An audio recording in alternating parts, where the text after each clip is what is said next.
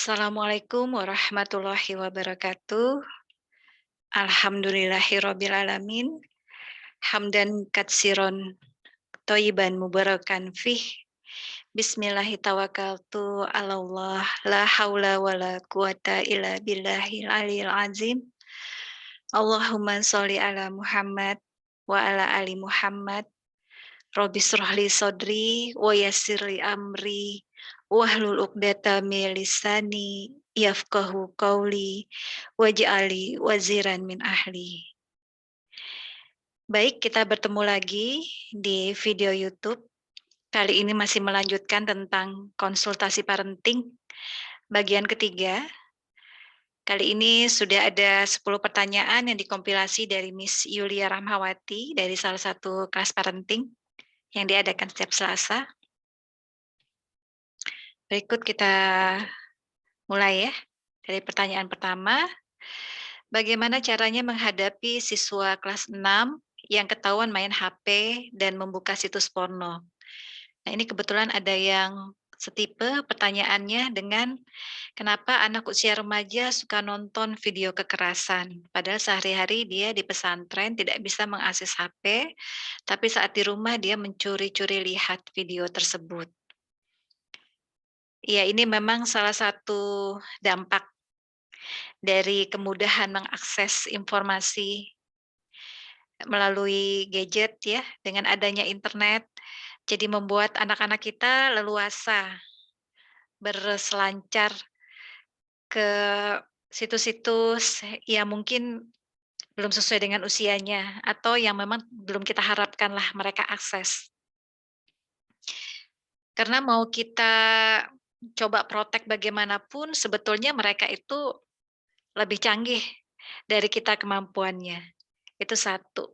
Terus kedua, kalaupun kita halang-halangi saat ini gitu ya, dengan memasukkan mereka ke pesantren atau memberikan mereka hukuman dan sebagainya, tetap saja pada akhirnya mereka nanti akan punya cara-cara untuk mengakses video-video tersebut melalui mungkin lewat temannya, mungkin lewat, dengan sembunyi-sembunyi ya, lewat apapun itu berbagai cara bisa mereka lakukan. Tapi bukan berarti kita tidak kemudian membiarkan mereka begitu saja.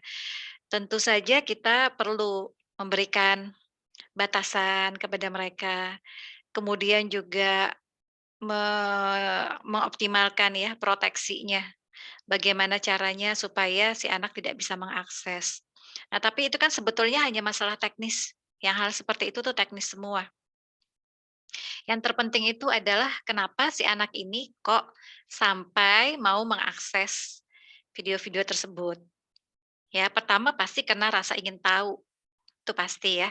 Yang kedua, adrenalinnya mereka juga, apalagi ini anak-anak tadi kelas 6 SD, yang satunya juga SMP ya, yang usia remaja, itu memang lagi masa-masanya mereka ingin eksplorasi banyak hal. Mereka ingin, mencari tahu. Kadang tidak dicari tahu sekalipun, yang seperti itu suka mampir begitu saja ya, mungkin lewat kiriman temannya, atau mungkin lewat iklan-iklan dan sebagainya banyak ya. Jadi, pintu-pintu ataupun peluangnya untuk anak-anak mengakses itu memang sangat banyak sekali, gitu. Kita kita kalau mau memburu itu semua pasti kewalahan, kalau hanya mengandalkan kemampuan teknis kita. Jadi apa yang bisa kita lakukan, ya anak-anak akan bisa diajak kerjasama, diajak untuk memahami value atau nilai-nilai dan norma yang kita harapkan mereka serap dan mereka aplikasikan. Itu hanya bisa terbangun kalau mereka sudah terkoneksi dengan orang tuanya. Jadi sudah ada sambung rasa, udah ada satu frekuensi. Kedekatan dengan orang tuanya itu akan menjadi filter buat mereka, sehingga mereka tuh nggak berani macem-macem, nggak berani macem-macem, itu kuncinya, gitu. Dan mereka akan sebisa mungkin untuk mengikuti atau menyerap nilai-nilai yang memang orang tuanya harapkan. Kalau mereka tidak punya kedekatan itu, ya akan bablas aja gitu, akan hantam kromo dengan segala macam, semakin orang tuanya larang, semakin besar keinginan untuk mendobrak. Ya saya pernah tulis tentang, apa namanya, apa yang kita larang itu sebetulnya malah makin menggebu-gebu buat si anak.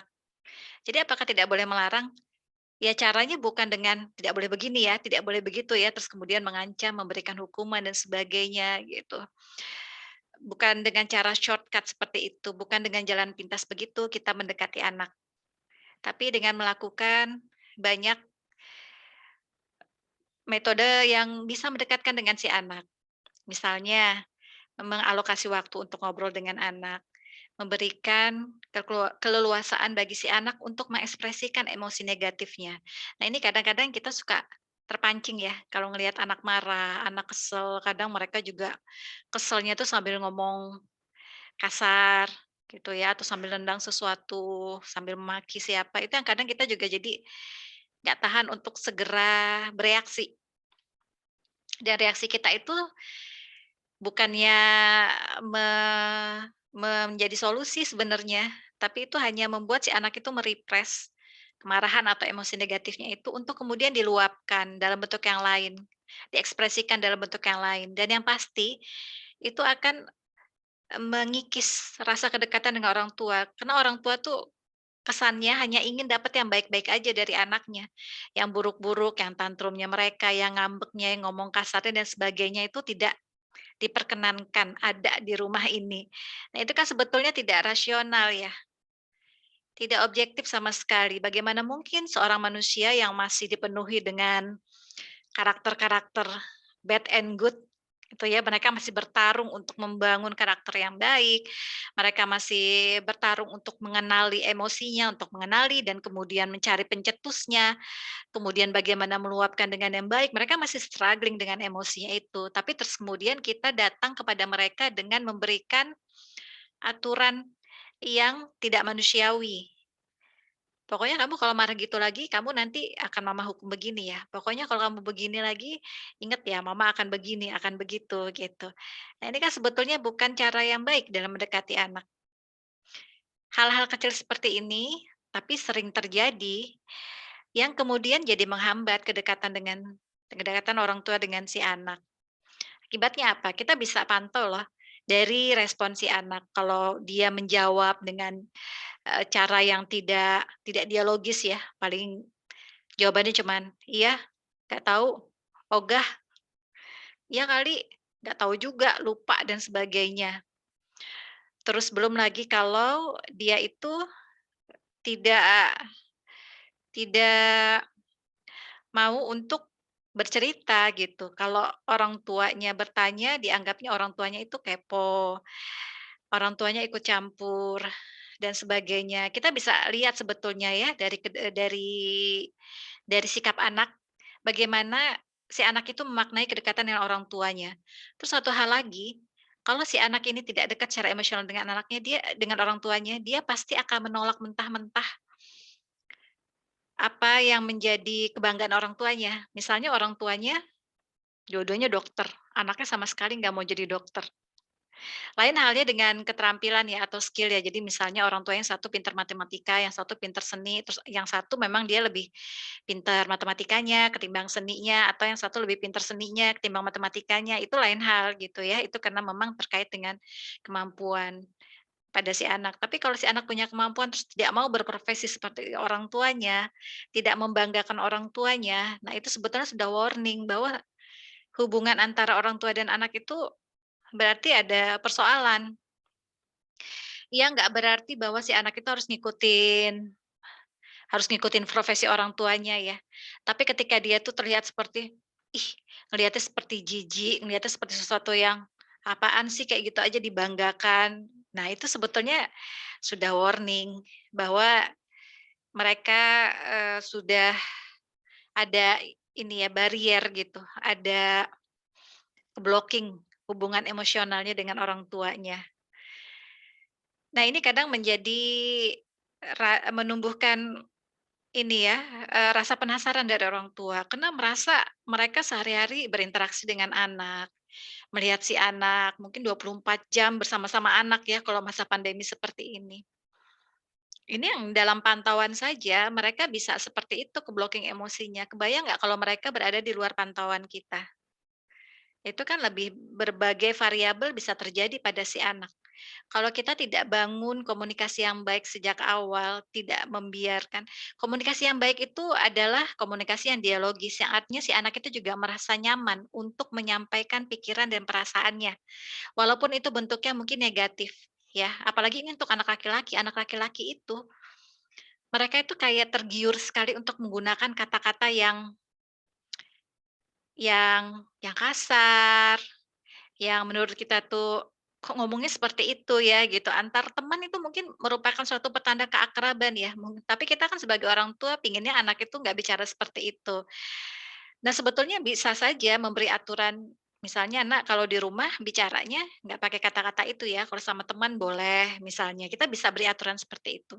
Tapi kan sekali lagi, kita baru bisa memberikan batasan, aturan, mengkoreksi dan sebagainya kalau hubungannya sudah baik. Ini berlaku untuk semua masalah sebetulnya ya, termasuk itu tadi yang kenapa si anak kok jadi mengakses video porno, video kekerasan dan sebagainya. Memang itu masanya mereka memang untuk mencari tahu ya, untuk mengakomodir adrenalin mereka juga di usia yang menjelang remaja itu. Tapi di sisi lain ini berarti juga menjadi pertanda bahwa satu, ada hubungan emosional yang nggak terbangun, komunikasi yang tidak terbangun. Terus kemudian yang ketiga, si anak itu berarti tidak punya aktivitas lain yang betul-betul menjadi passion-nya dia. Berarti kita belum terlalu menggali si anak, belum mendampingi si anak untuk menemukan apa sih yang jadi keasikannya dia, ya sesuai dengan, kemampuan dia, skill dia, apa yang menjadi, apa namanya ya, menjadi kelebihan dia, itu belum kita gali. Dan kita nggak bisa mengharapkan, "Nak sana gi, kamu cari dong apa yang jadi passion kamu." Itu kan nggak bisa seperti itu. Atau misalnya dengan memasukkan anak ke berbagai les gitu ya, biar anak mengenal ini itu, ya nggak seperti itu juga, gitu ya. Karena itu seperti melempar tanggung jawab ke pihak lain supaya, mendistraksi si anak dari aktivitas main HP-nya ini gitu.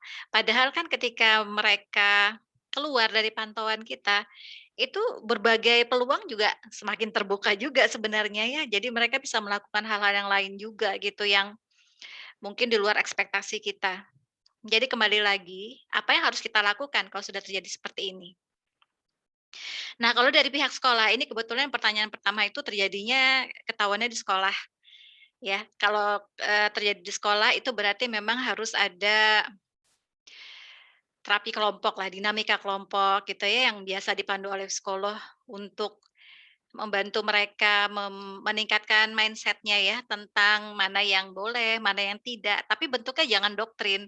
Kalau cuman doktrin, "Awas zina mata, awas ini begini, akan begitu," ya lama-lama akan ambiar juga ya, gitu.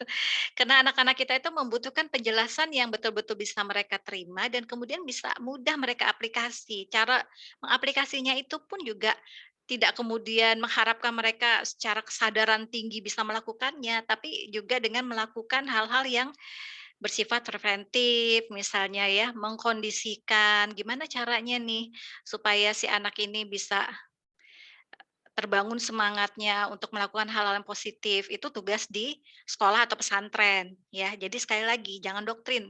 Kalau doktrin tuh gampang sekali pecahnya.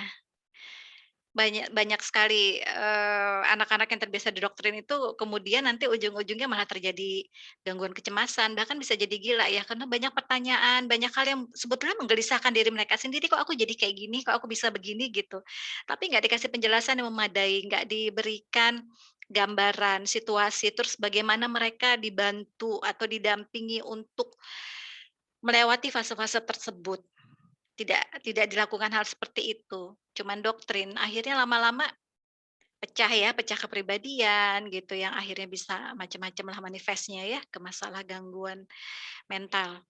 Nah kembali lagi, itu kalau pihak sekolah atau pesantren yang bisa lakukan ya, atau sekolah berasrama lah yang bisa mereka lakukan pengkondisian pengkondisian, kemudian juga mencari aktivitas yang memang lebih personal ya kepada si anak, jadi harus ada pendekatannya juga. Terus kemudian preventifnya bagaimana, jangan sampai terjadi, membuka peluang-peluang yang membuat mereka tuh jadi waktu kosongnya digunakan untuk hal-hal seperti itu, gitu. Dan harus dilihat juga, biasanya anak mencari hiburan-hiburan semacam itu karena memang sedang berada dalam kondisi stres. Nah ini, ya di mana-mana anak-anak juga pasti mengalami stres juga kan ya. Tapi bagaimana tuh caranya dia mengenali ini sudah sampai pada puncak stresnya, mengenali mengenali kelelahannya, bagaimana cara kemudian untuk merilis stres itu kan juga bukan pekerjaan mudah ya, kita pun yang sudah berumur segini kalau latar belakangnya bukan orang yang concern di bidang masalah-masalah mental mungkin juga nggak ngeh gitu, dianggap itu sebagai suatu bagian yang memang harus dilewati begitu saja gitu. Padahal nggak setiap orang loh bisa bertahan atau bisa bisa melampaui dengan baik stres-stresnya itu gitu, artinya tidak melakukan pengalihan negatif seperti yang tadi itu ya, video porno, video kekerasan dan sebagainya. Nah itu jadi mesti ada pendampingan, kepada si anak-anak ini. Kalau di rumah bagaimana? Nah ini sebetulnya memang pendampingan orang tua tuh di rumah harus lebih optimal. Memang itu masanya itu harus didampingi dulu ya. Jadi, tidak terburu-buru mengeluarkan anak gitu ya ke sekolah berasrama misalnya ya, apalagi SMP itu kan masih muda, itu masa masa ini sekali loh, masa transisi yang luar biasa berat loh itu. Itu berat sekali sebenarnya, apalagi anak-anak, mengalami ini ya, mengalami akil baliknya gitu, mungkin yang ahwatnya menstruasi, mengalami perubahan-perubahan fisik, perubahan emosional juga itu pasti, terus laki-lakinya juga seperti itu, gitu. Nah itu kan akhirnya distraksinya bisa bisa macam-macam, yang perempuannya mungkin jadi ada bully lah, yang laki-lakinya, mungkin lebih ke itu ya, mengakses, yang porno, kekerasan dan sebagainya. Itu kan sebetulnya manifestasi dari stres yang nggak terluapkan, dari pertanyaan-pertanyaan atau pertanyaan tentang kehidupan ya, atau ekspresi-ekspresi emosi yang mungkin tidak terlampiaskan dengan baik, pertanyaan yang tidak terjawab dengan baik gitu. Akhirnya larinya ke situ, gitu. Jadi kalau di rumah itu, bantuan orang-orang di rumah itu justru lebih dibutuhkan, gitu ya, karena nggak ada tempat yang lebih nyaman ketimbang di rumah. Itu default-nya seperti itu, walaupun di rumahnya mungkin acak-acakan, mungkin makan seadanya, mungkin orang tuanya juga gimana gitu ya, tapi tetap aja rumah itu tempat ternyaman buat si anak untuk melampaui hal-hal yang, berat seperti ini. Nah, jadi yang bisa kita lakukan, pertama, alokasikan waktu untuk, melakukan komunikasi dengan si anak. Namanya komunikasi berarti 2 arah ya. Jadi hindarkan, kalimat-kalimat yang sifatnya instruktif, interrogatif, atau intimidasi ya, intimidatif, yang bentuknya ancaman. Pokoknya kalau mama lihat gitu, kamu nanti mama akan begini, akan begitu, gitu ya.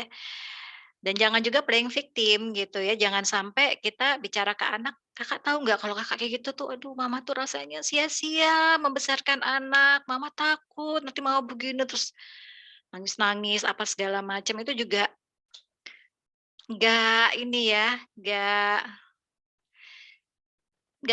bukan merupakan suatu solusi yang baik, itu bukan komunikasi, itu intimidasi halus namanya yang seperti itu, gitu. Kita membebankan si anak itu dengan keinginan-keinginan, ekspektasi, dan harapan kita, tanpa kita membantu dia, menemani dia untuk mencari jalan keluar yang terbaik. Nah, itu kan sebetulnya bukan cara yang tepat ya, dengan memohon-mohon kepada si anak, menangis, terus minta maaf.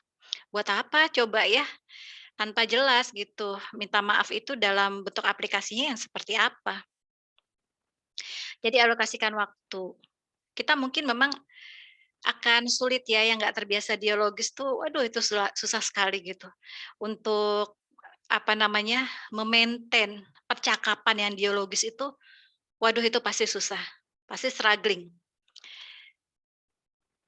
Untuk mengalokasikan 1/2 jam aja setiap 2 hari sekali, seminggu 3 kali misalnya dengan si anak gitu.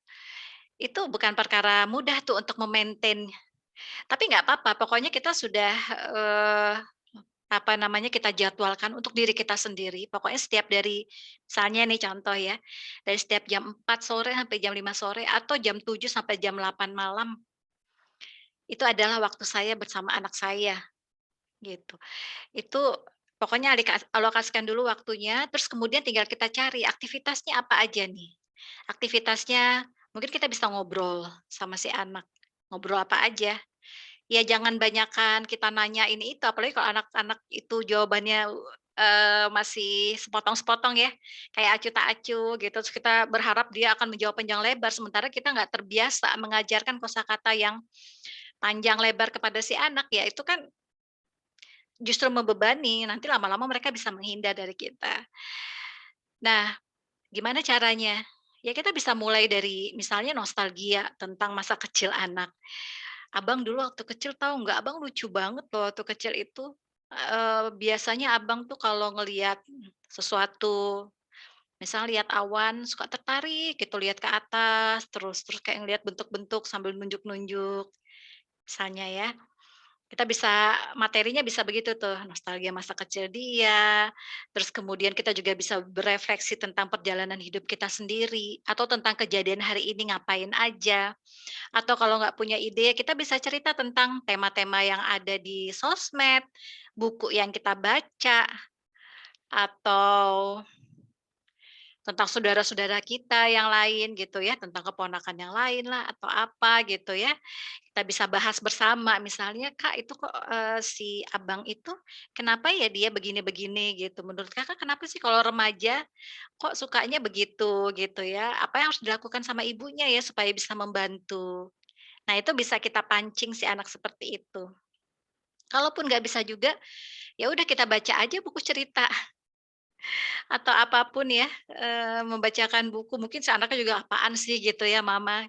Tapi nggak apa-apa, memang untuk memulai suatu kebiasaan itu kita harus punya daya tahan mental, ya untuk menghadapi reaksi-reaksi si anak gitu. Jangan jangan kitanya juga jadi kebawa perasaan, reaktif, kalau sudah mulai timbul keselnya udah tarik nafas gitu ya pelan, sambil usap dada, istighfar pelan-pelan, tapi istighfarnya jangan, "Astagfirullah, Nak Nak," gitu, jangan begitu juga gitu ya. Kalau masih belum bisa di-maintain, ya cukup 10 menit dulu, 5 menit dulu. Kalau nggak bisa juga, ya menjelang tidur kita baca buku buat anak. Tapi anak kita udah besar, udah SMP, ya mau anak berapapun suka kok kalau dibacain buku. Kita kan, suka dibacain buku buku itu bukan karena kita belum bisa membaca, tapi karena senang mendengarkan suara, senang mendengarkan cerita, esensinya itu begitu. Makanya kita selalu tertarik tuh dengan yang namanya film ya, video, musik dan sebagainya gitu, karena ada nada, ada irama, ada ceritanya, ada kontennya di situ gitu. Ada perhatiannya yang pastikan kedekatan dia membacakan buku, itu sudah luar biasa sebetulnya. Nah, itu satu alokasi waktu. Terus yang kemudian yang kedua, ya itu kita harus menggali apa yang menjadi passion-nya dia. Tentu kita nggak bisa bertanya, "Nak, kamu passion-nya apa? Pinginnya apa?" Nggak seperti itu. Tapi mulai dulu dari libatkan dia dari keahlian yang bisa atau yang kita miliki. Misalnya ayahnya senang ngutak-ngatik mesin mobil, ajak anaknya. Ibunya suka ngotak-ngatik tanaman, ajak aja anaknya. Ya mungkin nggak langsung harus menstek tanaman atau apa gitu, tapi libatkan aja dulu untuk misalnya dia bantu menggunting, bantu apa gitu ya, tapi yang pasti ada keterlibatan. Apa saja yang menjadi keahlian kita, kalau kita ahli bikin roti, bikin apa, ajak anaknya gitu ya, diturunkan keterampilan-keterampilan itu, gitu. Mungkin awalnya anaknya juga menolak, hanya melihat atau apa, tapi lama-lama nanti akan terbiasa. Jadi cara menggali passion mereka itu dari, melibatkan mereka dari aktivitas kita ya, yang biasa kita lakukan atau keahlian yang kita miliki. Jadi ini juga tantangan buat orang tua juga untuk mencari passion-nya masing-masing ya, apa yang menjadi keahlianku, menjadi kelebihanku. Kalau pintar menulis misalnya, ya kita bisa ajak tuh, anak untuk bercerita dulu, terus kemudian ketika dia lagi ngomong atau kita lagi ngomong, kita nulis gitu ya, atau kita tunjukkan nih, cara kita untuk membuat plotting tulisan, kita diskusi sama dia, "Kak, kalau cerita kayak gini, ini menarik nggak ya?" Gitu. Bisa seperti itu ya. Karena bagaimanapun kan anak-anak kita tuh ya keturunan kita ya, pasti juga membawa gen-gen, genetik dari orang tuanya gitu. Jadi yang menjadi keahlian orang tuanya juga pasti mereka miliki. Mungkin nggak dari ayahnya tapi dari ibunya, atau nggak dari ibunya dari ayahnya gitu ya, itu pasti ada gitu. Jadi itu salah satu cara untuk melibatkan mereka. Terus kemudian juga itu tadi yang ketiga adalah membantu mereka dalam menghadapi situasi yang sifatnya, transisi ya. Jadi ketika mereka menghadapi misalnya lingkungan yang baru, menghadapi ujian di sekolah, menghadapi teman-temannya, itu mesti di-briefing dulu mereka, caranya seperti apa. Kakak kalau lagi cemas atau lagi stres mau ujian tuh rasanya gimana, Kak? Kakak suka kesel nggak kalau ini, kalau apa namanya, kalau diprasangkai misalnya Kakak udah belajar, tapi ternyata nilai jelek terus dibilang gurunya, "Kamu sih pemalas, kamu sih begitu." Padahal Kakak merasa sudah optimal, gitu. Nah itu kan, memberi kesempatan bagi si anak untuk mengenali ya emosinya, apa yang jadi sumber-sumber stresnya itu, gitu. Karena kan mereka kadang, ya bukan cuman anak-anak ya, kita sendiri pun kadang sering kalau tidak rajin-rajin refleksi diri, juga nggak tahu nih tiba-tiba kok, aduh ada timbul perasaan sedih, kok tiba-tiba pingin nangis, tiba-tiba, kok, eee, out of nowhere gitu ya, tiba-tiba timbul perasaan yang tidak menyenangkan, ini dari mana? Itu kan bentuknya akumulasi ya, tiba-tiba sedih itu kan memang ada kesedihan yang kita repress, perasaan-perasaan yang terpendam, emosi yang tidak bisa kita ungkapkan, tidak bisa kita ekspresikan gitu. Akhirnya karena terakumulasi tiba-tiba ya bisa muncul yang, "Duh kok pengen nangis banget ya," tiba-tiba berderai air mata gitu. Kita aja sering kecolongan begitu, apalagi anak-anak ya dalam mengenali emosinya gitu. Akhirnya mereka cara lain, cara pintas, cara mudah untuk mendistraksi dari stres itu adalah kepada konten-konten seperti itu gitu. Karena kan ya, punya efek ini ya, punya efek, yang membuat mereka terbuai lah gitu. Bisa mengakomodir hormon-hormon adrenalin mereka, tantangan buat mereka, itu kan disenangi oleh anak laki-laki ya. Dan kemudian yang terakhir, yang keempat itu tadi, mencari kegiatan-kegiatan yang memang bisa mengakomodir adrenalin play-nya itu. Nah ini kadang memang agak, ya agak inilah ya, agak menantang karena biasanya itu, ya namanya aktivitas yang memancing adrenalin, itu kadang-kadang kan terkait dengan safety-nya mereka juga, misalnya naik gunung gitu ya, atau berenang tapi di arus deras atau apa, itu kan kadang-kadang yang jadi tantangan buat mereka tuh, gitu, yang adrenalinnya itu. Kalau masih kecil sih kita masih mudah tuh untuk, apa namanya, melakukan permainan-permainan adrenaline play gitu ya, masih bisa gitu kan kita dampingi. Kalau sudah remaja tuh memang agak menantang ya. Jadi, tapi bukan berarti kita tidak bisa membantu memilihkan gitu ya, kita kan bisa, nah kalau diskusinya sudah baik kita bisa sampaikan kepada si anak apa risikonya gitu ya, nanti mungkin si anak akan bilang, "Ah mama terlalu ini, terlalu protektif, terlalu posesif, terlalu apa," anak saya aja ngomong gitu ya ke saya. Tapi saya bisa sampaikan ke dia, "Nak, mama seperti ini karena memang sangat sayang sekali kepada Abang. Mama tuh nggak bisa membayangkan kalau nggak ada Abang di sisi mama," gitu. Karena mama sudah lebih lama hidup jadi tahu apa risikonya.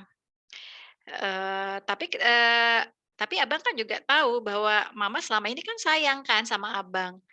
Mama menemani Abang menjelang tidur misalnya, memasakkan makanan, menyiapkan tempat yang nyaman dan sebagainya itu kadang harus disampaikan seperti itu kepada si anak-anak gitu. Karena mereka kan berpikirnya masih konkret, kadang-kadang ngambilnya yang simpel aja yang sering mereka lihat karena sering lihatnya ibunya ngomel terus jadi, instruksi gitu ya, ngingetin mereka, "Itu udah sholat belum? Udah makan belum?" Ini akhirnya yang diinget sama dia cuman si anak, ibunya yang ngomel-ngomel gitu. Nah ini kan kadang-kadang harus, ya satu sisi mau jadi feedback buat kita, jangan-jangan kita kebanyakan instruksi ya ketimbang mengapresiasi. Tapi di sisi lain juga kita harus melihat bahwa si anak itu kan butuh ekspresi kasih sayang yang bisa mereka pahami. Ekspresi kasih sayang itu seperti apa sih gitu. Nah itu harus harus disampaikan kepada mereka juga. Jadi kalau misal mereka ingin sesuatu terus, kita langsung melarang mungkin mereka juga langsung ini ya, langsung apa namanya, "Oh mama bisa melarang." Nah kita bisa pakai analogi ke mereka. "Nak coba bayangkan, Kakak misalnya mau pergi ke suatu tempat yang mama tahu di tempat itu berbahaya, ada ularnya, ada tumbuhan beracun dan sebagainya, kira-kira mama akan membolehkan nggak?" Gitu. Jadi itu cara-cara teknik kita berdialog dengan anak ya, dengan menggunakan analogi gitu. Jadi memang jadi butuh latihan banget buat ibunya juga gitu ya, untuk menggunakan bahasa-bahasa yang lebih mereka mengerti. Jadi sama-sama kita berproses lah ya.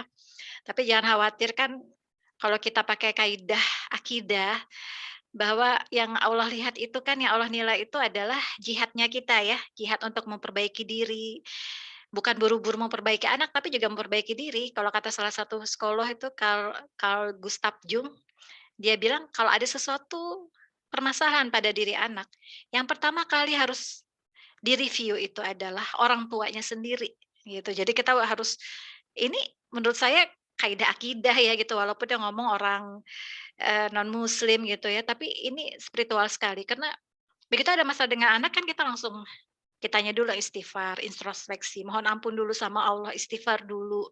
Kemudian berdoa minta ditunjukkan bagaimana caranya untuk menangani si anak. Kemudian kita bismillah, "Ya Allah, saya mau memulai langkah A, B, C ini untuk, membantu anak saya untuk agar bisa lebih baik lagi." Ini adalah salah satu jihad kita sebagai orang tua ya, untuk memperbaiki si anak ini gitu. Sambil kita juga memperbaiki diri. Nah, yang Allah nilai itu kan jihadnya. Gitu, jadi kita jangan terlalu terburu-buru, "Sampai kapan nih anak saya udah saya lakukan ini kok masih tetap aja, kok masih begini, masih begitu," gitu. Akhirnya kita shortcut gitu ya, kadang udahlah masukin kemana ke sini, ke situ gitu. Itu yang nggak bijaksana tuh seperti itu gitu. Jadi harus kita optimalkan dulu. Ini, kan kalau kita sebagai muslim apalagi ya, segala hal kan selalu dikaitkan dengan konteks ibadah. Demikian pula dengan merawat anak-anak kita gitu ya. Jadi dalam menghadapi persoalan-persoalan si anak ini adalah jihad terbesarnya gitu. Karena kita sama-sama nih, sama-sama apa namanya, sama-sama memperbaiki diri. Pasti ada pola interaksi kita yang nggak pas dengan si anak sehingga kemudian berefek pada perilaku anak yang tidak baik begitu. Nggak apa-apa, nggak masalah. Maksud saya setiap orang tua dalam interaksi itu pasti selalu aja nggak selalu perfect 100% sempurna gitu sesuai dengan maunya kita. Pasti ada hal-hal yang seperti ini tuh wajar terjadi gitu ya. Tapi bagaimana cara kita untuk, yang menjadi poin pentingnya di situ adalah bagaimana cara kita untuk menanggulanginya. Bagaimana cara kita menghadapinya, itu kan yang Allah nilai ya dari ibadah seseorang. Ya, jadi semoga ini juga yang menjadi spirit kita dalam menghadapi anak-anak kita ya, dalam berinteraksi dengan anak-anak kita. Ini jawaban saya untuk nomor satu ya, jadi panjang banget ya, ini baru nomor satu padahal. Nggak apa-apa, nanti kalau nggak selesai kita bisa lanjut ke part berikutnya. Kemudian yang kedua, bagaimana cara mengatasi anak usia 11 tahun laki-laki yang tidak takut berbuat bohong? Nah, tidak takut berbohong. Iya, jadi kalau anak kita kok nggak takut berbohong ya, alias suka berbohong, itu awalnya kenapa? Anak berbohong itu pasti awalnya untuk menghindari hukuman, itu sudah pasti, itu sudah pasti. Kenapa anak jadi menghindari hukuman? Karena mungkin cara kita dalam menanyai si anak itu juga sudah penuh tuduhan, interogasi misalnya ya. Jadi ketika si anak itu, pulang sekolah misalnya ya, terus dia batuk-batuk, terus kita langsung, "Kamu batuk, tadi di sekolah minum es ya? Kan papa udah bilang nggak boleh minum es. Tuh kan kamu jadi batuk tuh, kamu kan jadi begini, jadi begitu." Nah kan, coba kalau kita sudah memborbardir anak dengan cara seperti itu, apa kira-kira reaksi akan mereka lakukan? Pasti bertahan dong, iya kan? "Enggak," pasti begitu reaksinya. "Enggak kok." Atau kalau sudah kepepet dia akan mengalihkan, "Iya sih tapi tadi kan aku, ada ininya," atau mungkin menyalahkan orang lain dulu, menyalahkan situasi, berbelit-belit ngomongnya gitu ya, sampai akhirnya ternyata benar dia berbohong. Nah, akhirnya kan kita kemudian langsung men-judge si anak, "Tuh kan kamu bohong lagi kan sama mama kan?" Gitu. Nah itu awalnya begitu, terus yang kedua karena sering terjadi akhirnya si anak merasa nggak dipercaya dong.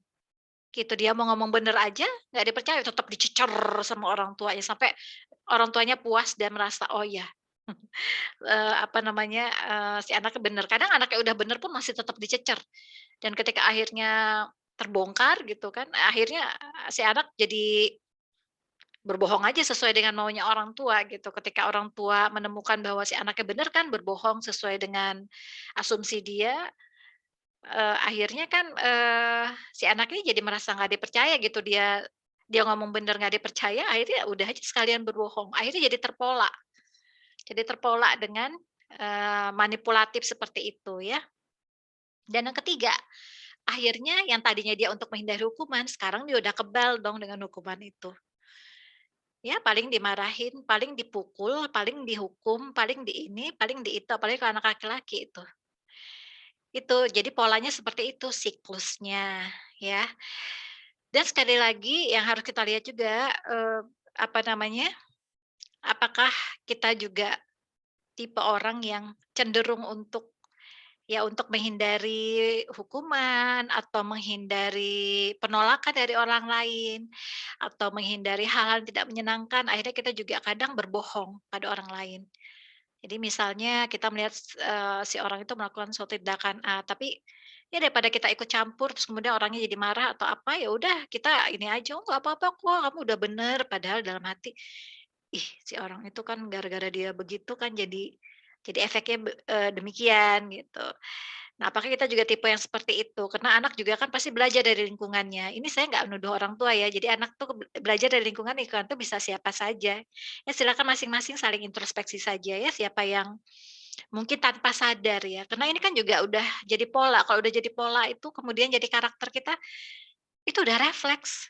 Jadi kayak kalau,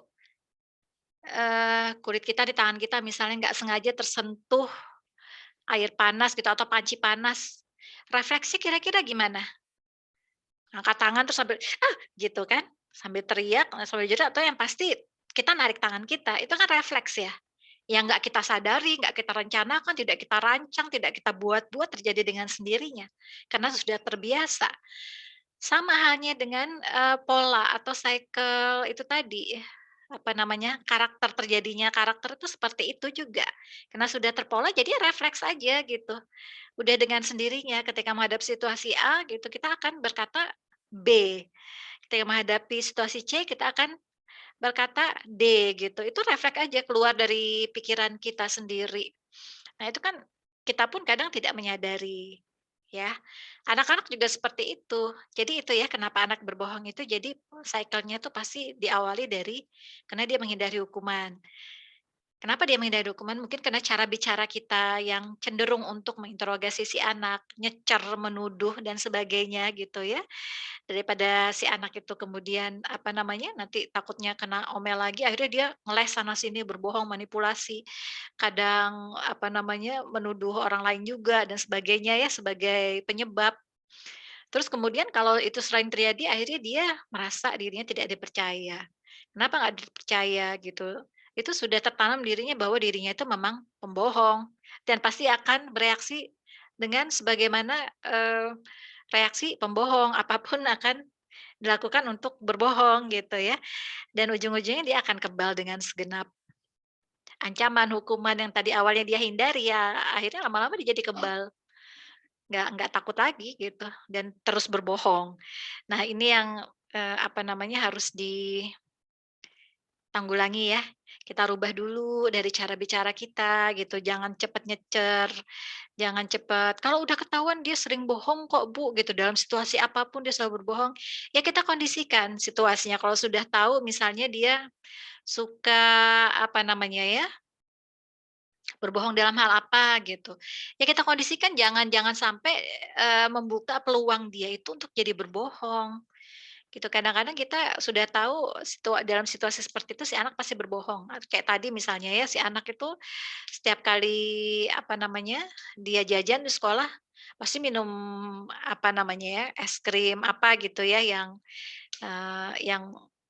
yang dijual di kaki lima gitu dan kita ngerasa nggak sreg ya.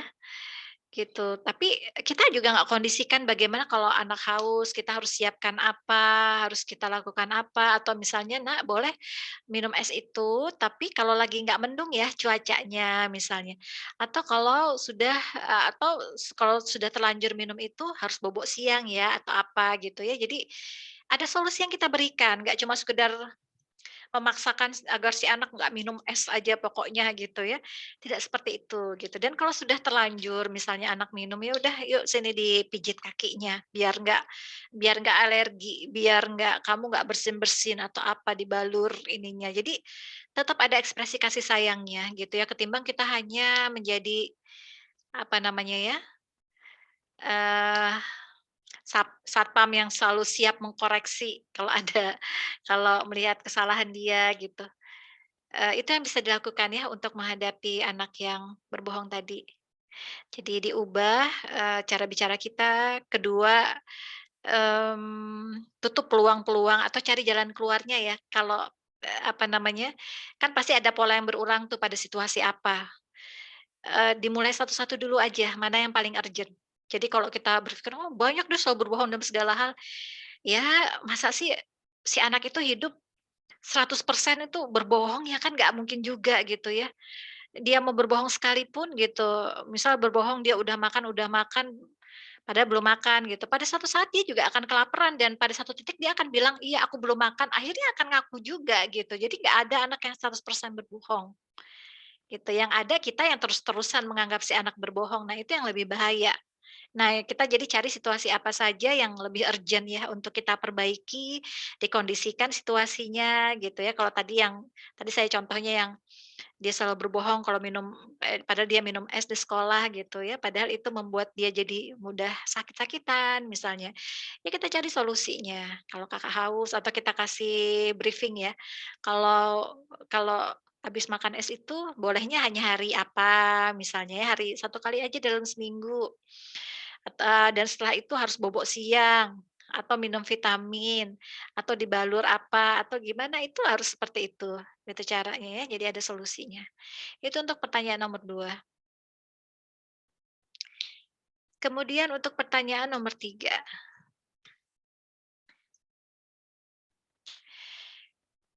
tiap masuk waktu makan dan sholat, saya pasti bilang ke anak, "Nak, makan dan sholat ya." Apakah itu wajar? Bagaimana cara memperbaiki agar komunikasi tidak satu arah? Ya memang ya, kita kita harus mengukur keseimbangan kita dalam berkomunikasi dengan anak. Kebanyakan yang membuat komunikasi itu jadi tidak dialogis karena orang tua seringkali menggunakan cara komunikasi yang satu, instruktif seperti tadi, "Ayo Nak, sholat Nak, makan Nak, ini Nak, itu Nak."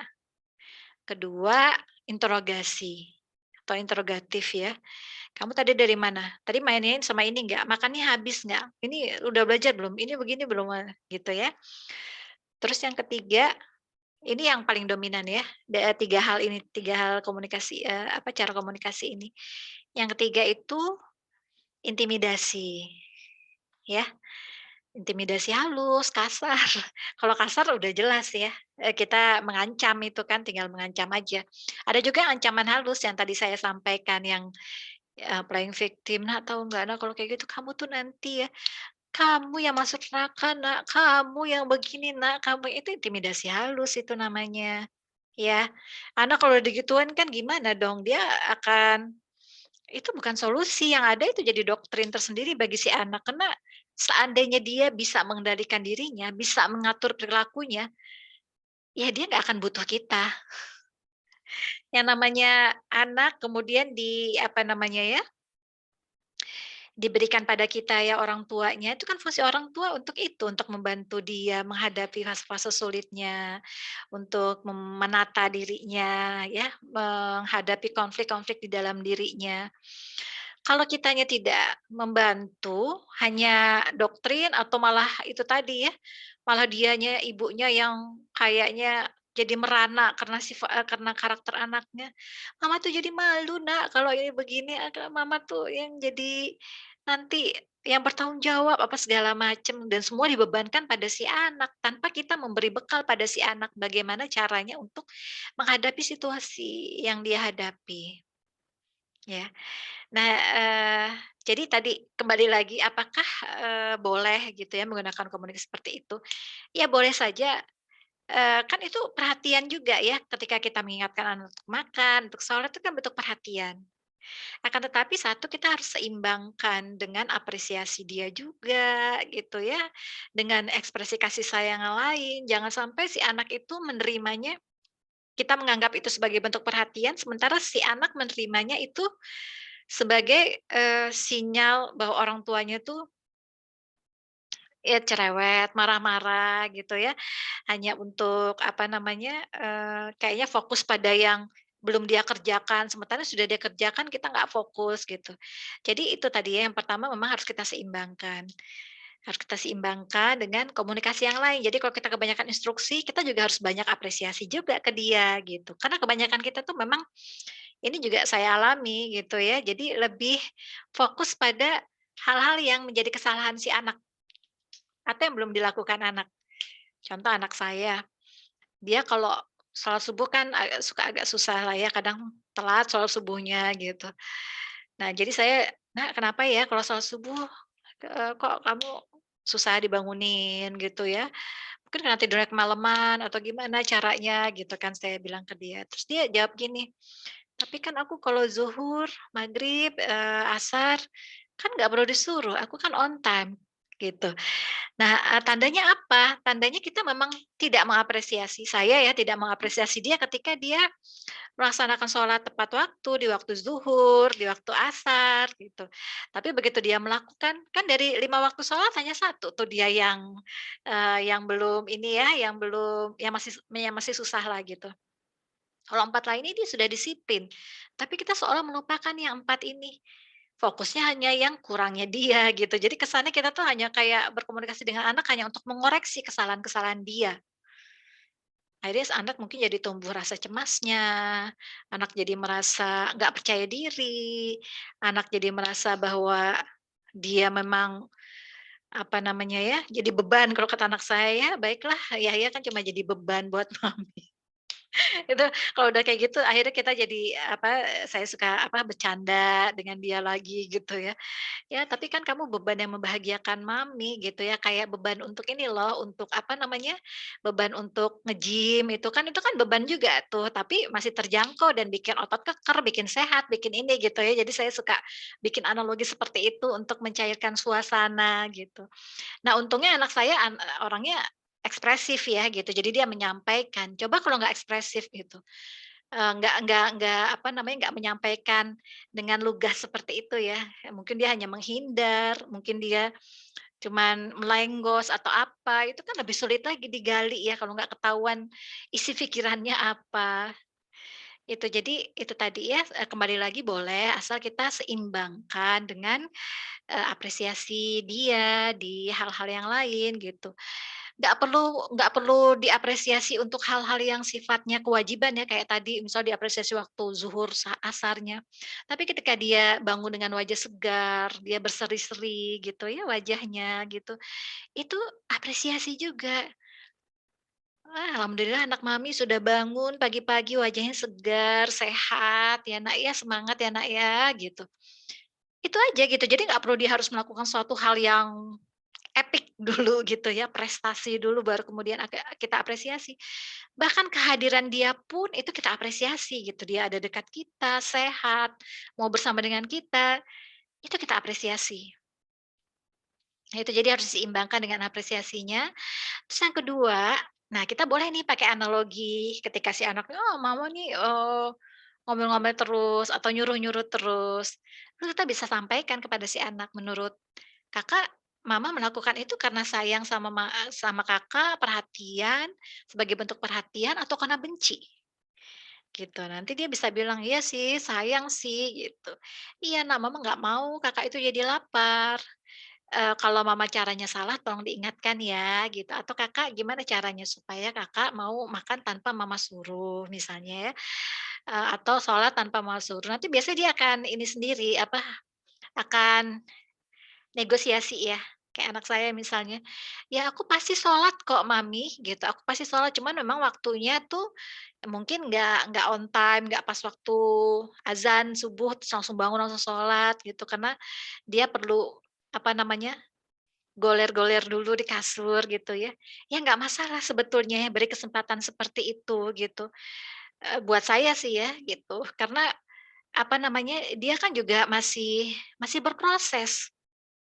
Jadi, jangan sampai kita menanamkan kekakuan berpikir misalnya harus dari kecil nih anak dilatih begini biar nanti terbiasa sholat apa segala macem. Nggak seperti itu, ininya, apa namanya, default-nya tuh nggak begitu. Ketika dia ada di luar pantauan kita, anything could be happen.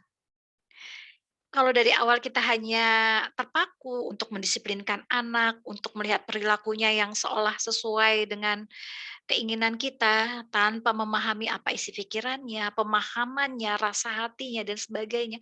Percaya itu akan dengan mudah sekali hancur ketika dia berhadapan dengan dunia luar yang lebih menawarkan kebebasan kebebasan ya bagi dirinya. Dia bisa bermanipulasi ke orang tuanya, dia bisa itu tadi ya, berbohong dan sebagainya gitu untuk menutupi kelakuannya. Atau dia bisa saja tetap tetap ke masjid, tetap apa gitu, tapi tanpa rasa, dengan tanpa refleksi yang baik tentang agamanya, tentang kehidupannya buat apa, ya. Hidup seperti itu kan dia nggak bisa memaknai kehidupan berarti, hanya kayak robot aja, gitu. Jadi kita juga, harus paham ya, yang namanya parenting, perkembangan manusia itu kita harus paham. Jadi nggak bisa yang harus langsung keras dari awal, harus begini, harus begitu, sampai anak kadang diguyur gitu, terus orang tuanya yang playing victim dengan, "Biarin Nak, kamu diperlakukan keras karena kehidupan keras." Ya apa yakin anak itu nggak akan berlaku keras juga kepada orang lain? Itu satu. Terus yang kedua, yakin nggak dia itu akan bisa sehat mental dengan cara seperti itu? Wah, dia akan menghadapi manusia yang beragam di luar sana. Kalau kita hanya menggunakan satu cara yang seperti itu, yang tidak ada toleransi sama sekali terhadap kesalahan dia, terhadap hal seperti itu, dijamin dia akan mudah patah dengan kehidupan-kehidupan yang ada di luar sana, ya. Ini jadi ngomongnya kejauhan. Jadi tadi ya, itu tadi apa namanya, diseimbangkan dengan komunikasi yang lebih apresiasi, terus kemudian juga itu tadi ya, disampaikan kepada anak, dengan cara ini, dengan cara bertanya ya kepada si anak, "Menurut Kakak, Mama melakukan itu kenapa? Karena sayang atau apa?" Gitu. Nah, itu kita bisa dialogkan nanti dengan si anak, bagaimana cara yang dia sukai, atau misalnya, "Mama nggak perlu," kayak tadi dengan anak saya, "Mama nggak perlu khawatir, aku pasti sholat. Cuman kalau subuh," gitu ya, ya kita terima dong, itu kan kelemahan anak, kita harus mau menerima kelemahan dia. Biarkan dia berproses, dia akan berproses sendiri kok, ya. Kita kan bukan Tuhannya dia. Itu yang harus kita perhatikan gitu, kalau kita sudah playing God kepada si anak, nah ini yang parah, ya. Baik, kita masuk ke pertanyaan berikutnya, pertanyaan keempat, bagaimana cara menyikapi anak usia 8 tahun yang suka celamitan? Jadi tiap ada orang makan sesuatu pasti pengen dan minta, kalau nggak dikasih nangis, ya. Jadi kalau ada anak yang celamitan seperti itu, yang kayaknya ngiler gitu ya kepada apa yang dimakan, yang diminta orang lain, itu sebetulnya jadi pertanda bahwa ada aspek ada kebutuhan dia ya, kebutuhan emosional dia itu yang tidak terakomodir gitu selama ini. Jadi ini kaitannya kok apa ya, makan kok dengan, ini emosional gitu.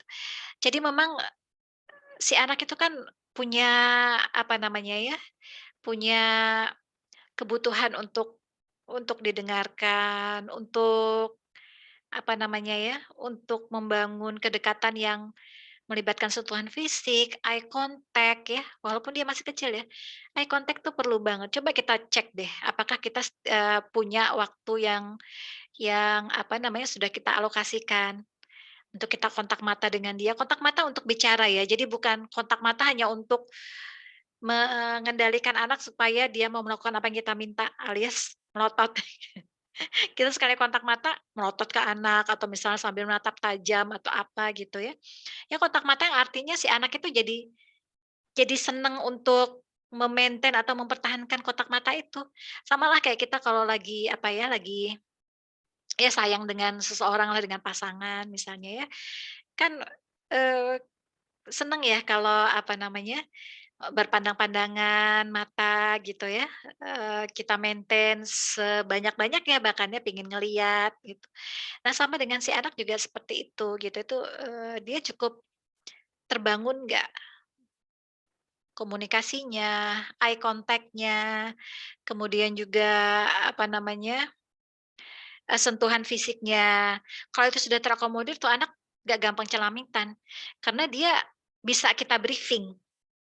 Dan dia bisa tahu apa yang, jadi hak dia, apalagi udah usia 8 tahun ya.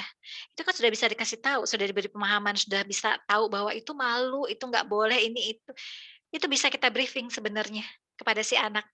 Jadi kalau memang kita tahu nah ini salah satu teknik briefing juga ketika kita mau mengajak si anak ke suatu tempat gitu ya, atau ke lah gitu yang pasti di luar situ banyak orang yang makan, minuman dan sebagainya.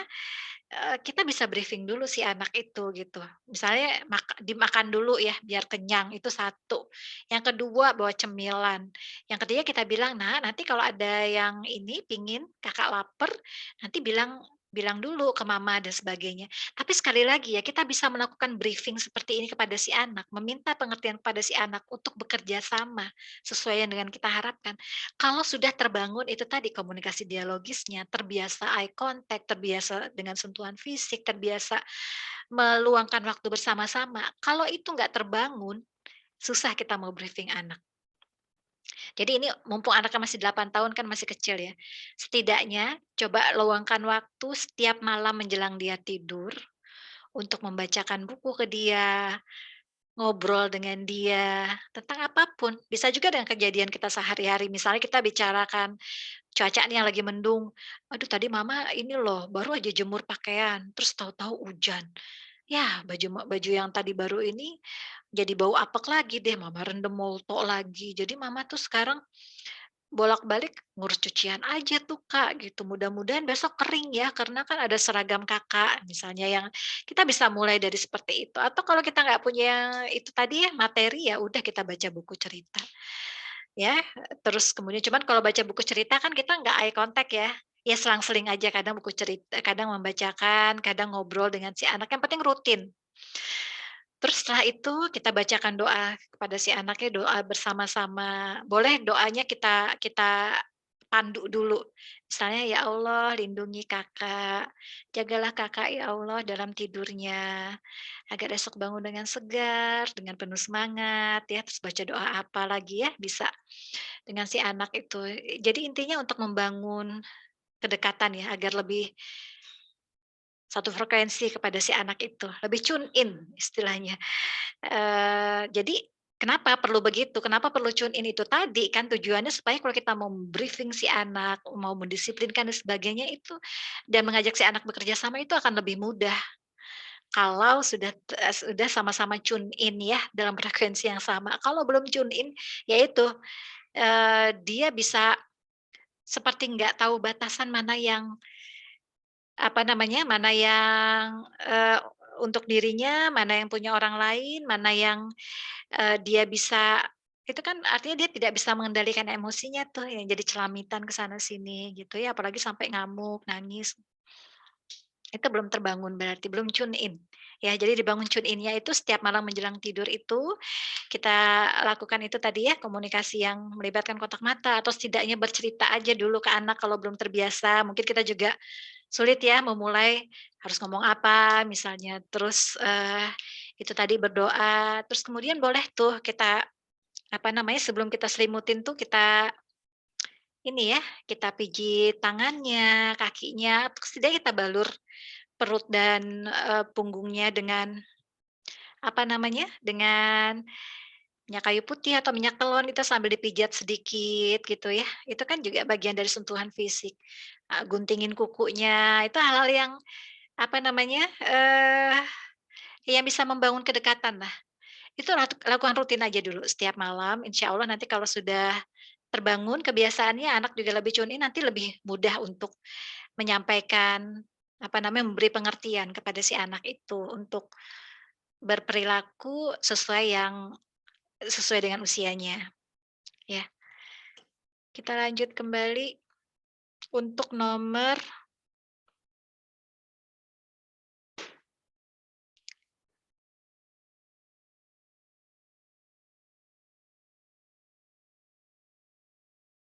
ini ada pertanyaan yang berulang ya, saya langsung saja ke nah ini, anak umur 8 tahun sering melakukan kegiatan berulang, yaitu menggelengkan kepala tiap 2 menit sekali. Ketika ditanya alasannya karena lehernya sakit, capek, karena capek, terus kemudian dimasas, tapi sampai hari ini masih seperti itu, bagaimana solusinya? Iya, ini anaknya usia 8 tahun. Anak usia 8 tahun sampai pra-remaja itu, memang itu merupakan usia di mana anak-anak tuh mengalami banyak kecemasan. Bukan cuman kecemasan ya, tapi banyak juga yang mengalami gangguan kecemasan, jadi sudah sampai ke gangguan. Nah, kalau ini juga sudah masuk gangguan. Jadi yang namanya gangguan kecemasan itu, kan ada beberapa yang sering dialami oleh anak-anak ya sejak usia 6 tahun. Ya, jadi begitu anak usia 6 tahun tuh biasanya mereka mulai dilanda kecemasan, yang sampai termanifest ke gangguan juga. Contoh gangguan kecemasan itu, satu fobia, ya jadi fobia laba-laba, fobia karet gelang, fobia balon, tanpa didahului oleh suatu stimulasi yang bersifat traumatik. Jadi belum tentu bukan karena, kecemasan itu muncul bukan karena dia ditakut-takuti, bukan karena dia pernah mengalami hal yang traumatis dan sebagainya, bukan karena itu, ya.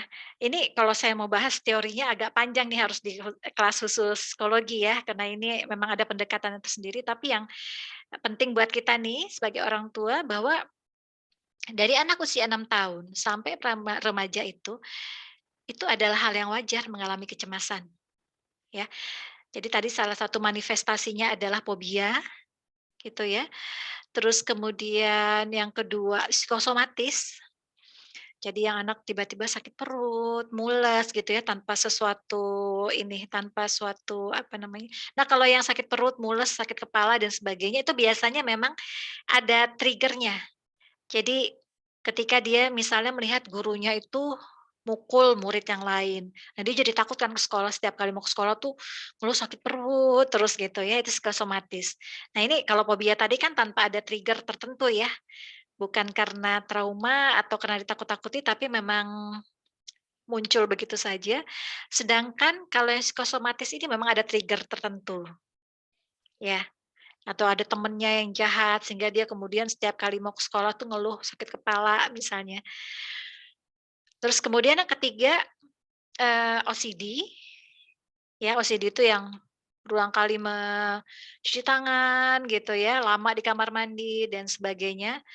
Terus kemudian ini salah satu klasternya juga yaitu tics. Tics itu jadi melakukan apa ya, ada refleks yang berulang-ulang gitu ya. Jadi misalnya kedip-kedip mata gitu ya, setiap sebentar gitu, atau misalnya, kayak harus gosok-gosok tangan terus gitu, atau gosok-gosok kaki, atau itu tadi ya, kayak yang gini-gini gitu, kayak ada yang pegel gitu, gini-gini, yang geleng-gelengin kepala gitu ya, tiap 2 menit sekali. Itu namanya tics, itu juga bagian dari gangguan kecemasan. Terus yang juga terjadi itu biasanya, eee gejala awal depresi juga bisa dideteksi biasanya dari usia-usia 6 tahun, 6 tahunan ini, gitu. Nah, jadi satu, itu adalah hal yang wajar ya sebetulnya gitu. Jadi jangan terlalu khawatir. Kenapa? Karena pada anak usia 6 tahun itu kan biasanya memang bukan biasanya ya, menurut penelitian anak usia 6 tahun itu kan dia mulai beranjak pada kesadaran, aspek kesadarannya. Dulunya itu dia lebih banyak, berperilaku yang didorong oleh, alam bawah sadarnya gitu ya. Makanya si anak jadi, apa namanya, apa yang kita omongin A, belum tentu dia bisa ngerti juga gitu ya, karena memang masih didominasi oleh alam bawah sadarnya. Refleks-refleks yang, apa namanya, yang ya tidak seperti orang dewasa lah ya. Nah, kemudian yang kedua, secara kognitif dia juga sedang mengalami, revolusi besar-besaran ya, revolusi besar-besaran yang ada peralihan dari masa dia berpikir yang sensorik, motorik gitu ya, segala yang hanya dipegang untuk ke yang lebih abstrak gitu. Ini awalnya dari sini gitu, usia 6 tahun ini. Nah, otomatis banyak pertanyaan-pertanyaan ya tentang dirinya, tentang kehidupannya, tentang segala macam tuh yang wah segala macam kan ditanya tuh sama anak-anak itu gitu ya. Cuman beda nih pertanyaannya dengan anak anak balita juga banyak kan suka bertanya, "Ini kenapa ini kalau itu mereka bertanyanya lebih hanya untuk, apa namanya, lebih refleks aja. Jadi kita nggak perlu memberikan jawaban yang benar 100% gitu ya, tepat kepada si anak, nggak seperti itu, gitu. Jadi kita, apa namanya, bisa berimajinasi aja sesuai dengan ininya dia gitu, tapi bukan berbohong ya, berimajinasi aja gitu. Jadi kalau misalnya dia tanya, "Kenapa langit biru?" Gitu, terus kita bisa jawab gini, "Iya ya, kenapa nggak kuning? Kenapa nggak hitam?" Misalnya gitu ya. Kalau hitam mungkin jadi gelap ya, gitu kan, itu cocoknya untuk malam, kita bisa lakukan hal yang seperti itu gitu. Jadi kita lebih komunikatif dan dialogis ketimbang misalnya, "Itu biru itu disebabkan oleh karena adanya lapisan oksigen," dan sebagainya gitu ya. Anak belum belum butuh pertanyaan apa, jawaban seperti itu.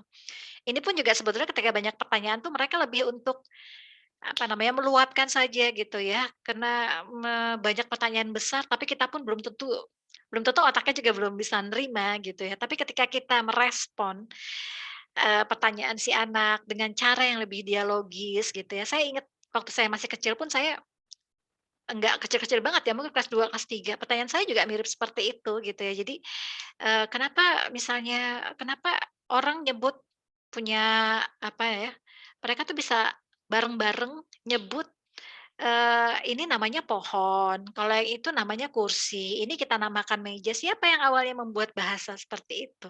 Siapa yang awalnya berbuat kata-kata begitu, gitu kan? Eee muncul kan pertanyaan begitu ya, kita, apa namanya, eee, apa namanya, mungkin nggak harus, apa namanya ya, diberi jawaban yang 100% benar, tapi kalau kita bicara kemudian direspon oleh orang tua, terjadi komunikasi yang dialogis, itu yang sebetulnya lebih dibutuhkan dari si anak ini gitu. Nah, ini balik lagi ya, jadi, itu komunikasi yang dialogis seperti itu salah satu solusi atau, penanggulangan untuk mengurangi si kadar stres atau kecemasan ini. Jadi fungsi kita ya sebagai orang tua itu adalah untuk menurunkan intensitas atau kadar kecemasan pada diri anak melalui ya itu tadi ya metode-metode yang tadi saya sampaikan, tergantung case-nya. Nah, kalau yang ini kan memang, ini untuk menetralisir kecemasan dia, kita dengan merespon dia, pertanyaan-pertanyaan dia dengan hal-hal yang juga bersifat pertanyaan lagi, imajinasi lagi, gitu ya, tidak selalu harus yang diterangkan secara ilmiah, objektif, scientific dan sebagainya, gitu. Kita bahkan bisa bercerita tentang mitologinya, gitu. Itu lebih lebih apa ya, lebih membuka imajinasi mereka untuk berpikir yang bahwa kehidupan itu bukan hanya yang dilihat di depan mata loh, ada kehidupan yang lain lebih besar, lebih luas. Nah, itu jauh lebih lebih apa ya, lebih membuka cakrawala berpikir mereka ketimbang kita langsung kasih jawaban yang strike, yang ini gitu ya. Tapi kalau misalnya anak yang memang ingin tahu, kita ya nggak apa-apa, kita fasilitasi dengan buku-buku sains misalnya ya, dengan buku apa gitu, itu nggak apa-apa juga atau kita bikin percobaan, itu nggak apa-apa. Tapi sekali lagi yang terpenting itu adalah respon kita kepada si anak. Ya, saya pernah nulis di Facebook misalnya anak saya nanya, "Kenapa kalau, anak manusia itu dibikin lemah dulu, nggak seperti bayi hewan lain yang baru lahir udah bisa jalan, udah bisa, apa namanya, cari makan sendiri," gitu ya. "Kenapa bayi manusia nggak seperti itu?" Gitu. Terus saya jawab kan, ya supaya ibunya bisa tumbuh dulu rasa sayang sama anaknya. Jadi ibunya diberi kesempatan untuk menyusui, untuk merawat, untuk bercanda dengan anaknya, jadi timbul sayangnya, timbul cintanya, terus dia, apa namanya, ibunya itu bisa kalau sudah timbul cintanya jadi ibunya itu dengan senang hati mau mengajari anaknya, menemani anaknya, walaupun mungkin anaknya ada nakal-nakalnya gitu ya, bisa diberi jawaban seperti itu gitu kepada si anak ini yang apalagi usianya masih 8 tahun. Jadi itu ya untuk salah satu cara untuk meredusir kecemasan dia. Terus kemudian tadi dicoba dimasas, itu juga udah bagus dimasas, tapi jangan cuman sekali, lakukan rutin aja. Ya nggak perlu dengan apa ya, ahli urut dan sebagainya, karena itu sebetulnya alasan capek itu alasan yang bukan capek fisik gitu ya, bukan capek fisik, karena kalau capek fisik di-massage berapa kali juga dia, ada progresnya pasti gitu. Kalau ini nggak sembuh-sembuh berarti kan itu, rangkaian dari kecemasan, ya. Jadi kita juga jangan terlalu fokus dengan, "Kenapa sih harus geleng-geleng dulu?" Gitu ya, atau apa gitu ya, sekali kita ingatkan boleh gitu ya.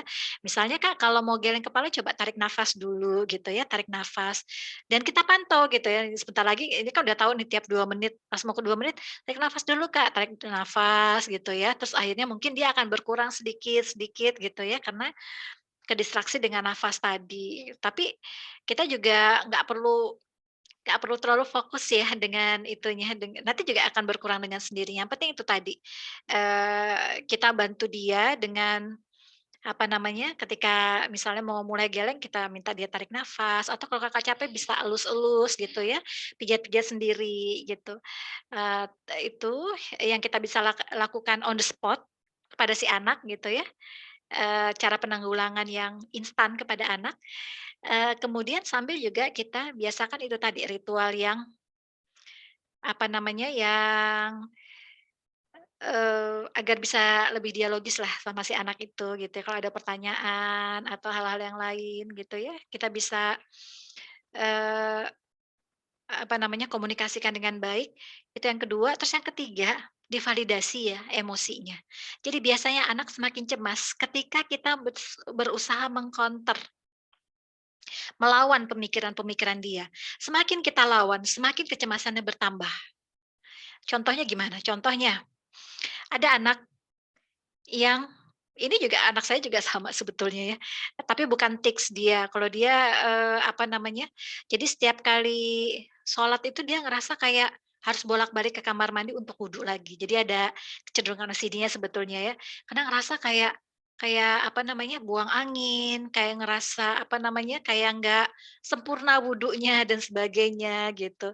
Nah kita kan kadang cenderung orang tua nih yang saya lihat kecenderungannya itu adalah untuk mengcounter dengan mengatakan, "Enggak kok Nak, nggak apa-apa, itu kan yang penting itu nggak berbau, nggak ada suara, itu bukan itu biasa aja, itu namanya kembung, ini begini, begitu ya." Kita mengcounter semakin anak cemas, semakin bolak-balik ke kamar mandi. Ya, ini bukan terjadi pada satu anak nih, banyak anak, apalagi anak-anak yang sekolah agama ya gitu, karena mungkin, wah harus sudah diajarkan wudhu yang paripurna pada anak yang masih kecil banget gitu. Nah ini kan yang itu pentingnya ya untuk memahami perkembangan anak. Karena kalau enggak, salah-salah yang niat kita baik untuk mengajarkan agama, jadi malah membuat si anak, makin merangsang si kecemasannya ini, karena kita tidak paham perkembangan usia si anak, ya. Jadi kembali lagi, jangan kita counter, tapi kalau dia sudah yang tadi ya kasus anak tadi, udah apa namanya, bolak-balik ke kamar mandi gitu ya. "Kenapa Nak?" Kita bisa validasi emosinya. "Kembung ya Nak ya perutnya ya? Nggak enak ya? Kayak kayak kayak kerasa buang angin gitu ya? Itu pasti nggak enak banget tuh, aduh rasanya capek deh ke kamar mandi, sini sini dibalur dulu pakai minyak kayu putih. Nanti kalau udah dari kamar mandi diganti kali celananya ya Nak ya, supaya nggak lembab," gitu ya. Jadi, apa namanya, kita cari solusinya.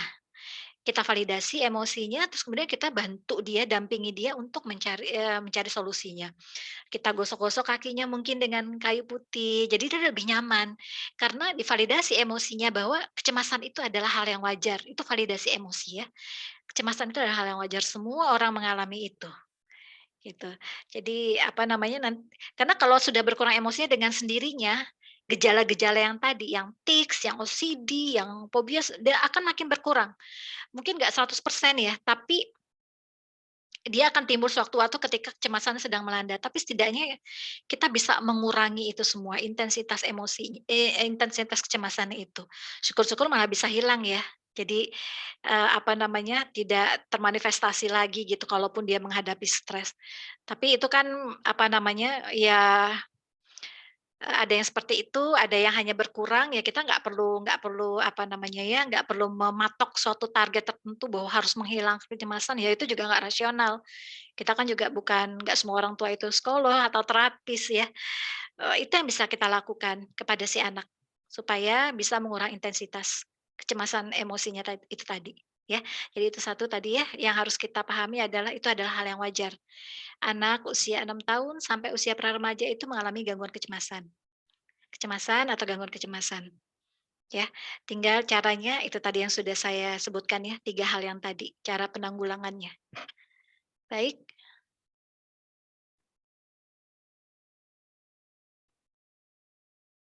Nah, ini pertanyaan terakhir ya,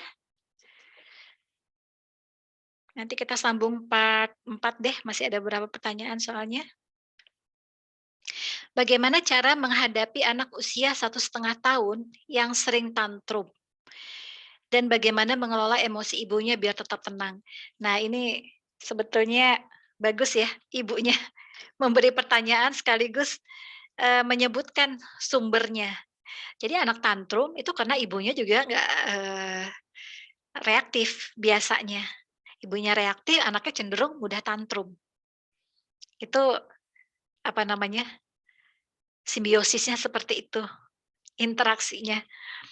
Anak usia 1,5 tahun mengalami tantrum itu sebetulnya juga merupakan hal yang wajar. Karena apa? Karena mereka memang masih mengedepankan unsur emosinya, itu satu. Terus yang kedua, anak sering tantrum bisa jadi karena memang temperamennya, artinya temperamen itu kan sesuatu hal yang memang dibawa ya, jadi artinya ada faktor genetik, ini dari siapa nih, dari bapaknya, ibunya, atau siapa, gitu ya. Kita kan nggak bisa memilih temperamen. Jadi artinya kalau sudah ada bawaan temperamen, itu artinya memang, ya kita butuh effort lebih besar lah untuk menanggulanginya. Terus yang ketiga, anak usia 1,5 tahun kan verbalnya juga masih terbatas. Jadi pasti yang dia lakukan itu adalah ngamuk duluan, gitu. Kenapa dia ngamuk? Karena jadi kan karena dia belum mengerti bahasa verbal, dia kan pasti lebih mengamati ekspresi, ya pokoknya unsur-unsur reaksi nonverbal si ibunya lah. Kalau reaksi nonverbal si ibunya itu nggak pas, pasti anak ngamuk. Contoh ya, ada anak kecil nih umur 2 tahun setengah gitu ya, dia ngelihat ada perosotan di sekolah kakaknya, terus dia langsung bilang, "Tek tek tek tek," gitu, terus ibunya tuh belum apa-apa udah bilang, jangan jangan jangan, kita udah mau pulang," gitu kan. Anaknya langsung, wah, ngamuk. Terus akhirnya, saya bilang, "Coba diubah," gitu ya, coba diubah komunikasinya, coba bilang, "Oh, mau main perosotan ya? Boleh, 1 kali aja ya, karena kita kan mau pulang, ini sudah saatnya pulang, 1 kali aja yuk ditemenin." Temenin 1 kali merosot, jadi biar anaknya nggak kabur lagi, kita sambil dampingin tuh, udah sekali merosot, "Dah yuk pulang." Aman. Cuman beda beda ini ya, beda kalimat, beda reaksi, beda ininya si anak, beda apa namanya, bisa bisa meminimalisir tantrumnya si anak.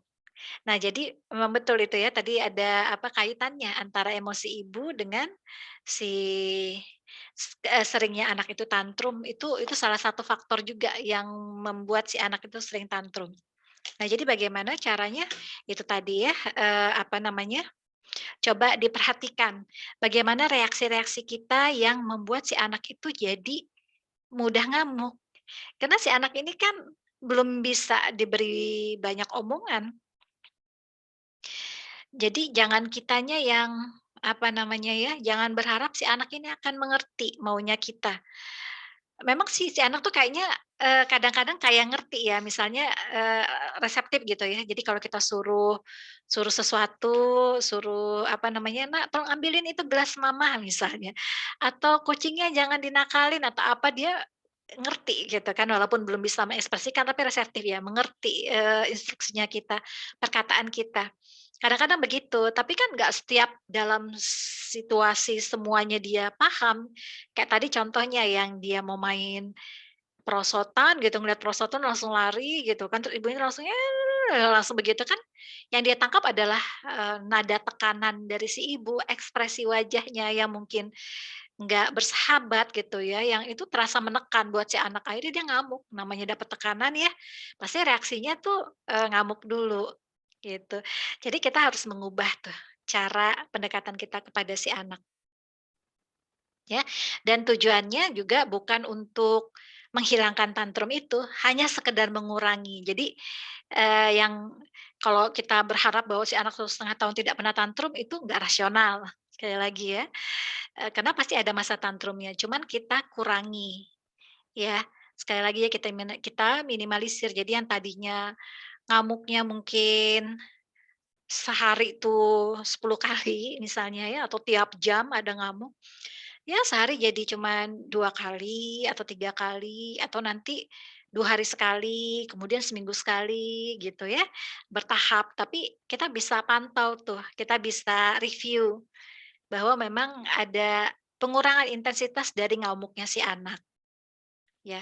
Kalau masih belum bisa juga, berarti kita harus, selain mengubah reaksinya juga harus lakukan kegiatan-kegiatan lain yang lebih dialogis, komunikatif ya. Jadi sambil apa namanya, nemenin anak main sambil eye contact gitu ya, misalnya sambil apa namanya ya, ini misalnya mau mobilan terus kita dorong mobil ke dia atau bola ya, gelindingin ke dia, dia suruh balikin lagi gitu dan sebagainya gitu. Yang seperti itu, jadi ada permainan-permainan yang interaktif. Memang kita harus alokasikan waktu, itu wajib banget. Karena gini, kadang kita memang sebagai orang tua merasa, saya sehari-hari udah sama dia kok, nemenin dia, apa segala macem." Tapi coba deh, perhatikan apakah ada, apa namanya, kegiatan kita yang betul-betul eye contact, yang betul-betul, apa namanya, dialogi sama si anak ya, artinya interaksi satu sama lain, kayak ngobrol gitu ya. Walaupun mungkin bisa belum ngobrol banget, tapi setidaknya permainan-permainannya itu bisa bisa saling, apa namanya, dia bisa paham apa yang kita maksud gitu ya, dan dia menikmati permainan tersebut. Nah, itu memang harus dijadwalkan setiap harinya. 1 jam aja gitu ya, setiap pagi, setiap apa gitu. Karena kebiasaan kita misalnya kita gendong anak atau bawa anak kemana ya, anak ngelihat kemana, kita ngelihatnya kemana gitu ya. Belum tentu eye contact loh. Belum tentu eye contact. Terus kalau ngobrol belum tentu juga dialogis sifatnya gitu. Kebanyakan itu tadi ya instruksi, "Bawa yang sini Nak, bawain itu Nak, itu Nak, itu Nak," gitu ya. Dan jadi terbiasa lama-lama sampai si anak dewasa kita menggunakan pola seperti itu juga. Eee, apa namanya, tadi yang sudah saya ulang juga, coba lebih banyak apresiasi, "Anak cantik mana," kalau anak perempuan ya, "Anak cantik mana senyumnya, mana ininya," gitu ya. Itu bisa kita lakukan pada si anak, bentuk, apresiasi ya. Baik, ini suaranya udah mulai mau habis juga. Sampai di sini dulu ya, ternyata masih ada beberapa pertanyaan yang lain, semoga bisa kita lanjut ke part berikutnya. Untuk yang part 3 ini kita sudahi dulu sampai di sini. Semoga bermanfaat ya, harapannya seperti itu gitu. Setidaknya menjadi inspirasi, menjadi pencerahan yang terbaik itu semata dari Allah Ta'ala yang menginspirasikan, yang membawa pencerahan, sedangkan yang keburukannya adalah berasal dari diri saya sendiri. Saya mohon maaf lahir batin atas salah-salah kata, apabila dirasa menyinggung, dan mari sama-sama kita menutup dengan doa akhir majelis. Subhanakallahumma wa bihamdika, asyhadu alla ilaha illa anta, astaghfiruka wa atubu ilaik. Assalamualaikum warahmatullahi wabarakatuh.